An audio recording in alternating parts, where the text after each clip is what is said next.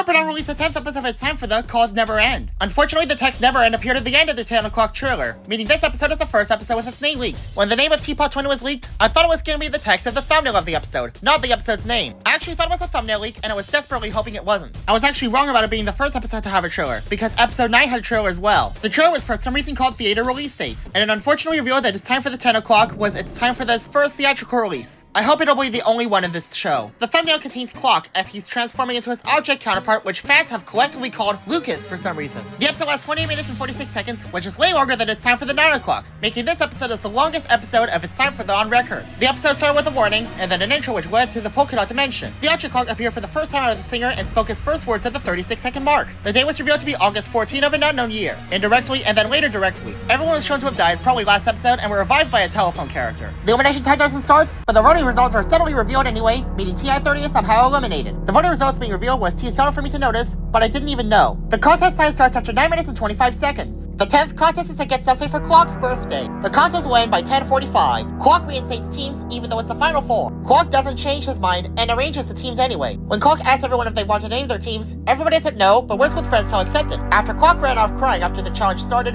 the name Skateboard Legend appeared over No Way in Words with Friends Style. A similar thing happened to the Polka Dot and Whale duo after 11 minutes and 35 seconds where the team is somehow named Friends. After 14.5 minutes, No Way breaks the fourth wall by mentioning CH, which was the channel indicator revealing what channel they're on. This was followed by other indicators of No Way being too smart, and questioning everything as a result. Despite convincing, after 6 minutes, Green refuses to help No Way do the challenge. I should probably mention that Green was sitting in another location with 57 ball, fuel pump, well, and fell container. After 17 minutes and 55 seconds, Faceless Flower starts speaking for the first time and calls himself Mikey the Flower, but in a plot twist, he turned out to be Words with Friends style. After 19 minutes and 50 seconds, Refill Station appears dead. But a short while later, a card appeared, which was mentioned by Words with Friends style to be the card that Wheel kicked back in episode 1. It was also revealed that No Way and Words with Friends style were the Channel 57 text, which was another fourth wall break. The timer goes off after 22 minutes and 32 seconds. Francis' amusement park was somehow horrifying for Clock after reminding him that his time was almost up. No Way's birthday card exploded and Clock claimed that there was nothing there. And even though Clock didn't announce a clear winner, Skateboard Legend is up for the final elimination. Surprisingly, even though it's a theatrical release, the voting style doesn't change.